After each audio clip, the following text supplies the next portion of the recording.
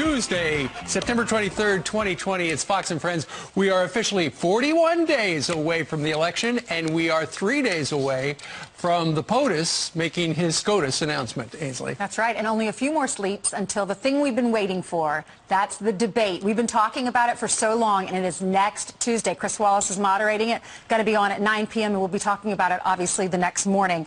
Mitt Romney, big news, I thought, yesterday was when Mitt Romney said, I intend to proceed with the consideration process. If it makes it to the floor, I will vote based upon the qualifications of the nominee, talking about putting someone in the Supreme Court. Right, and then somebody at the White House actually helped the president, after he fainted, stand back up, because it was touch and go whether or not Mitt would be, whose side he would be on. But ultimately, he wants to give this person their chance. Sorry, I'm a little quiet. I was focusing on the election, and Ainsley asked me and Steve, have we started Christmas shopping yet? I don't want to talk about Christmas yet. Just totally threw me. Well, how about the bear? I told you last week, the bear were at my house. Another bear last night at 3:30 in the morning, went out, took that big bag of garbage. My wife is waking up right now, and so this is my note to her. Kathy, you're going to have to go outside. Put on gloves again, because it's a mess. And you know why the bears are in your house? Because the woods is outside. Right, outside your house, because the woods is so boring. Have you been in the woods? Nothing to do. So they come out, and they want to hang out with people. That's my theory. No, they want my garbage. Oh. All right, we'll talk about that later. But meanwhile, Griff Jenkins is live outside the Supreme Court, where he might be wearing gloves. It's a little cold. Where Justice Ruth Bader Ginsburg will lie in repose today, Griff. No gloves. It's a little warmer than it was a few days ago. But, guys, let me tell you, the news, Ainsley, you point out so well, and that is the confirmation process has all but begun because of Mitt Romney. We're just waiting for the president to make that announcement, of course, on Saturday at 5 p.m. But what looked like it might be a GOP showdown now because of Romney delivering that key vote after Collins and Murkowski held out is going to really get things moving forward. The Utah senator, talking to reporters on the Hill yesterday in the hallway, explained his decision. Listen.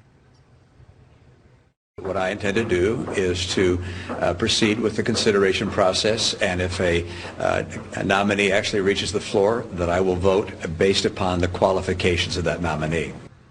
Now, with Romney's support, the proverbial Senate math is all but there. Here's the breakdown. 51 Republicans in favor, 2 Republicans opposed, with 47 Democrats opposed. But even with the numbers against them, Democrats are fighting back with calls to pack the court, meaning if Democrats win in November, they will add seats to the high court. Presumably, that's at least 4 to override what would be a 6-3 conservative majority. Senator Elizabeth Warren sounding serious on the Senate floor yesterday about such threats. McConnell and the Senate Republicans ran this nomination through. It is our duty to explore every option we have to restore the court's credibility and integrity. But yesterday, Joe Biden refusing to answer specific questions over whether he would indeed move in that direction as the president continued to pressure Biden to release a list of his own candidates for the court. Now I'm asking Sleepy Joe Biden to give me a list. And he doesn't want to do it. You know why? Because he can only put super radical left judges on people that would destroy your country. People that would destroy your country.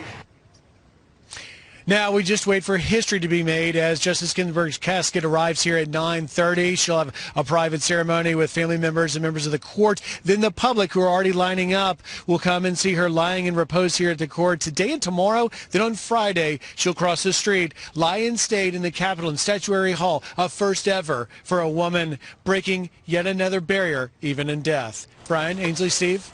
Absolutely a somber time there on Capitol Hill. Griff, thank you very much. So, with Mitt Romney's announcement yesterday, the Democrats essentially are powerless to stop the Republicans from confirming this particular nominee, whoever it is, and then unless some spectacular news is broken about it. And so a lot of the Democrats we've heard over the last 48 hours, they're talking about, well, we could impeach the president, to which the president has dared them. Yeah, do that, because then I would be even more popular and we will sweep the House. Or we're going to get rid of the filibuster if they do that. Well, let's see. We just had Joe Biden, or rather Joe Manchin on. He said he would not be for that.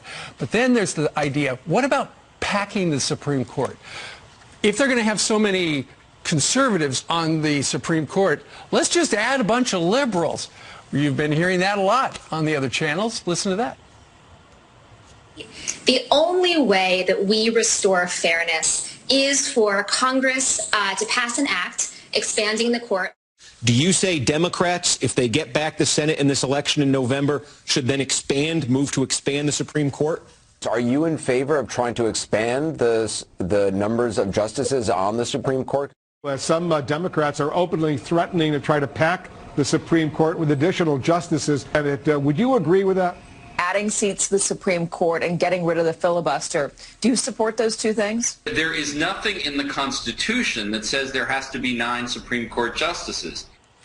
And so with so many voices, with a push to pack the Supreme Court and add more justices, the natural thing is you got to ask Joe Biden. Well, Joe Biden won't answer that question. Yesterday, Peter Doocy flew to Flint, Michigan, because Kamala Harris was there doing some events, and asked her twice. And her answer? Well, listen to this. Senator Harris, should Democrats pack the Supreme Court? Senator Harris, should Democrats try to pack the court next year? Thank you. He tried. No answer. Joe Biden was asked about it too, and he's not going to answer it. And he says, let me tell you why, because it'll shift the whole focus. He said that's what he wants, talking about President Trump. He never wants to talk about the issue at hand. He always tries to change the subject. But people are arguing it is a big subject. You're going to have to answer that question. It's the number 2 topic. Chris Wallace released, or the commission released, all the topics are going to be talked about in the debate. 15 minutes for each topic. There's 6 different topics because it's an hour and a half. And that's the second topic. Everything changed last Friday. So it's definitely an important issue. Some saying it's the most important issue. But Joe Biden, he's not answering that question now. He's going to probably have to answer it at the debate. But back, when was it? It was 2019. It was 2019, just a year ago. This is what he said. I would not get into court packing. We had 3 justices. Next time around, we lose control. They had 3 justices. We began to lose any credibility for the court has at all. And so I would not pack the court. Okay. Not pack the court. Seemed reasonable in 2019. Seems like somebody who's been there 47 years and understands tradition and why 9's worked since 1869, why that's been effective. And if he's mad at the president for bringing it up, he's getting mad at the wrong people. It was Jerry Nadler and Ed Markey in his own party that brought that up over the weekend. It was Senator Schumer says nothing's off the table. They all were saying that over the weekend. So it was in just Joe Biden's lap on Monday because of his own party. We asked Joe Manchin directly, a so-called moderate Democrat, according to most. He said this to us less than an hour ago. If you look back when Harry Reid exercised the nuclear option, which did away with the 60-vote threshold, I think every Democrat should evaluate how did that work for us. Basically going down the same path. That no one's working together. So if you have 11 or 13, it's going to flip the other way no matter who comes in power. So why would you go down that path? It didn't work in 2015 with a nuclear option, and I would have doubts it would work this time. We've got to fight for basically who we are as the Senate. Can we represent the people in a bipartisan way, Democrats and Republicans? And he's actually responding not only to packing the court, he was responding to the filibuster. Mm-hmm. And the filibuster Harry Reid threw in the street because he was frustrated because Mitch McConnell and Ainsley, if you wouldn't mind, try to pay attention. It's a robot. Right, yeah. Yeah, you know, and when Steve talks, Ainsley pays attention. All of a sudden, you know, she just starts looking around. All right, so you pack the court. You have a filibuster. Until Harry Reid got rid of it. He was frustrated that Mitch McConnell wasn't moving fast enough on judges. And because of that, the Republicans take power, and they were able to get with a simple majority, and through committee, they were able to get a Supreme Court justice, 2 confirmed. And now they're saying we're going to get rid of it entirely, and we're going to do things like make Puerto Rico a state, Washington, D.C. a state. And what he was responding to was not only should we not pack the court, we probably shouldn't get rid of the filibuster entirely, Steve. Right. And Brian, ultimately it comes down to Joe Biden at this stage of the game. You look at polls and, you know, it's either neck and neck or Joe Biden's a little ahead. Joe Biden's sitting on a lead, and he doesn't want to mess it up. And his strategists are saying, don't talk about anything other than coronavirus and the president's character. So he's trying to stick to that, even though we've got the tape that Ainsley just played where he said he is not for packing the court, even though by not saying anything now, some of his supporters would think, well, maybe he is.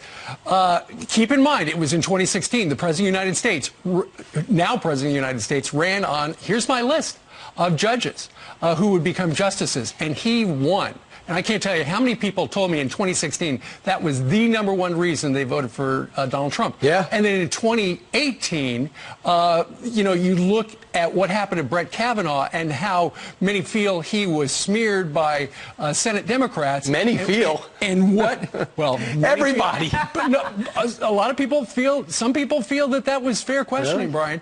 But nonetheless, look what happened. The Senate Republicans expanded their majority in the Senate. Right now, Joe Biden won't give us his list, won't talk about packing the court. The president's put out a list, and he's going to put out a name coming up on Saturday. Well, remember Nancy Pelosi said, I have lots of options, I have lots of arrows in my quiver. Can't you just picture it like the quiver with all the arrows sticking out of it? One is labeled filibuster issue, one is labeled packing the court, one is impeachment. Yeah, and just to add real quick, Mainly she's just got the one impeachment arrow. Law and order is going to be a huge thing. As you saw yesterday, the Seattle Council is overriding their liberal mayor and is going to defund the police, is going to cut back the things they can do, and is getting rid of a whole division of police. And that's what the president's going to focus on. Hey, if you are upset, if you're not upset, if you say it's a bad idea to defund the police, you have to call out your party mayors, your party police chiefs, who, by the way, are mostly against it, and your governors, and tell them they're wrong. He's been forced to comment on that, and that's an issue that resonates with the American people. What's happening in Seattle is sinful. All right. So, as you can see, lots to talk about, aside from the fact that our robotic camera went haywire there for a second. It didn't focus. That's the problem with robots. That's why I do not get them.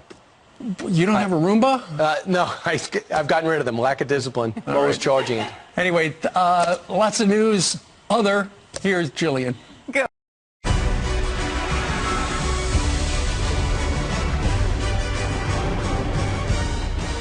All right, in a surprising move, Senator Mitt Romney is backing a vote on President Trump's Supreme Court nominee this year, joining Republicans in unifying behind the president. When there's a nominee of a party that is in the same party as the Senate, then typically they do confirm.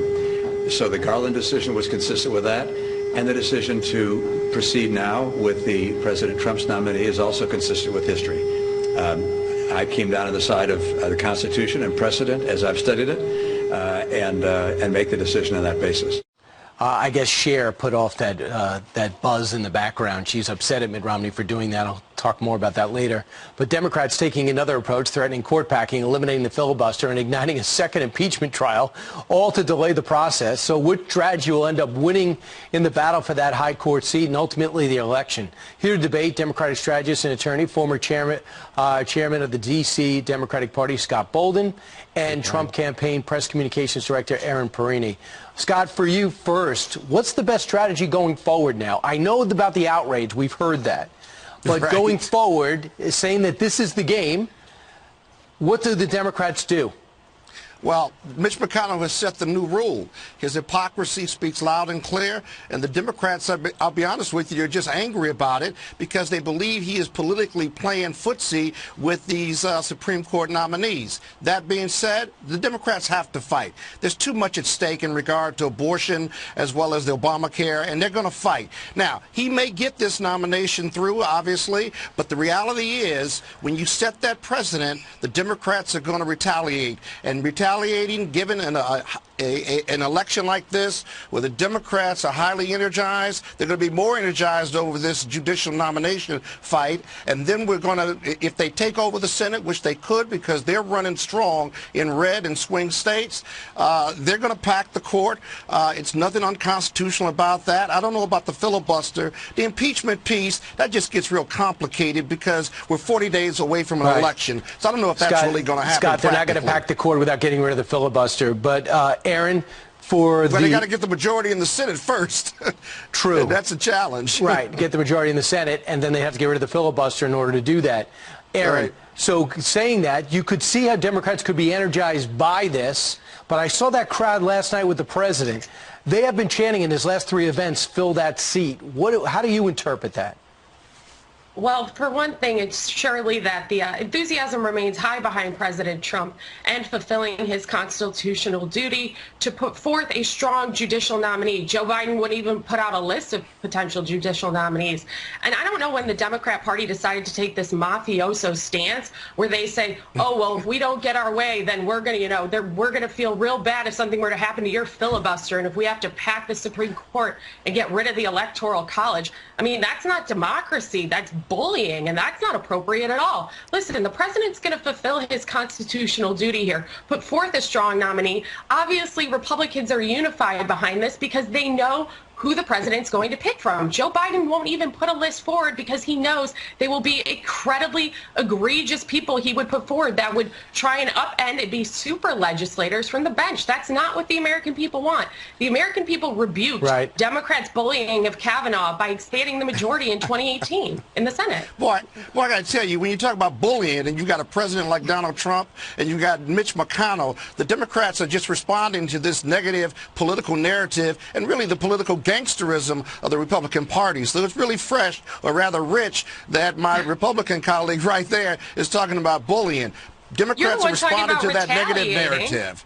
Well, of course it's going to be political retaliation because the Republicans retaliate as well. None of it is really good. None of it's really good because it's pure partisanship.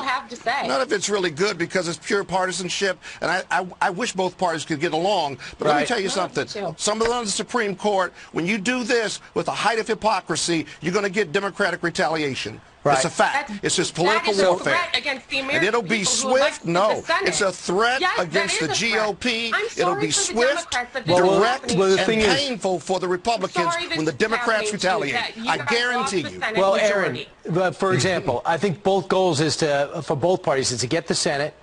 I don't know if that, people, it depends on who you talk to. It seems like the House is a longer shot for Republicans, but to get the Senate and get the White House. So, Scott, for you, why is the answer packing the court, throwing the filibuster away, adding states, as opposed to get the White House, get the Senate, and put your agenda together? Why change the rules of the game? Well, because Mitch McConnell has changed the rules of the game. He had one set of rules to say delay in 2016 because of the campaign. But he didn't say let's fatten the court. He didn't say that at all. He didn't say make American Samoa a state. In 2020, he changed he moved the goalpost again. And so the Democrats only have so many options. They don't have the votes in the Senate, so they're going to get this seat, I think, whether they impeach or do whatever the case might be. But there's got to be retaliation because of this great hypocrisy, and they've got to set forth their agenda. But it's going to happen. And the GOP, if they were in the same position as we are right now, the Democrats, they would do the same thing. And so would the Democrats, I imagine, too. But, Aaron, just my last thought is, do you see it benefiting Republicans more to do this before November 3rd or after, being that even Scott, and with Mitt Romney aboard especially, even knows this vote's going to happen? What's better for Republicans? What's better for the American people, honestly, is that the president and the Senate fulfill their constitutional duty. At this point, it's not unheard of to move a nominee within 30 days, within 40 days, so it's completely possible. Democrats are going to try, Scott, let me finish. Democrats are going to try and bully and put up roadblocks and tactics and stall and delay. They've tried to impeach this president once before. How about Democrats actually stand up and start fighting for the American people like President Trump is? Unfortunately, that'll have to be the last thing. He was the sitting president of the United States with your political hackery and that hoax. I mean, come on. Scott Bolden, Aaron Perini, thanks so much. And Scott, thanks for writing that column, great column on FoxNews.com. Thank you. About the life of Justice Ginsburg and her impact. Appreciate it. Trump sees this as an opportunity to brag, a sign of his popularity and theoretically public trust in his leadership in a time of crisis. The problem with that line of thinking is the fact that many people are not turning in to briefings because of Trump, but because they want to keep up on day-to-day coronavirus and the U.S. policies on it. During these briefings, it's not just Trump who speaks, but his coronavirus task force, which includes top public health officials like Dr. Anthony Fauci, the widely respected director of the National Institute of Allergy and Infectious Diseases, and Dr. Deborah Birx, a physician noted for her work combating HIV/AIDS and the White House's coronavirus response coordinator. The coronavirus pandemic has caused an economic crisis, policy chaos home and abroad, and widespread physical and mental suffering around the globe. It would make sense that millions are tuning in to hear the nation's top officials provide clear, accurate information on the latest. It's precisely the critical importance of conveying accurate information in a time of crises that has spurred many political analysts and members of the press to argue that it's dangerous to present Trump's words to the public through live broadcasts. Trump has made dozens of false claims during the briefings, including overstating the potential of hydroxychloroquine as treatment for COVID-19 and falsely saying that anyone who wants to be tested for coronavirus infections can get one. This is the end of the video today. Let me know your thoughts in the comment section, and don't forget to like, share, and subscribe to Political News Networks. Thank you for watching, and see you later.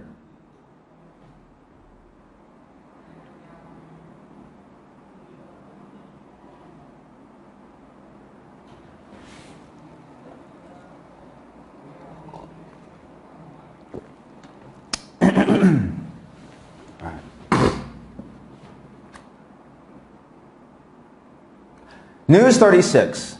You're watching Political News Network. I'm Elliot, and we'll update the hottest and latest news for you. But don't forget to hit the bell icon. Now, what's the news today?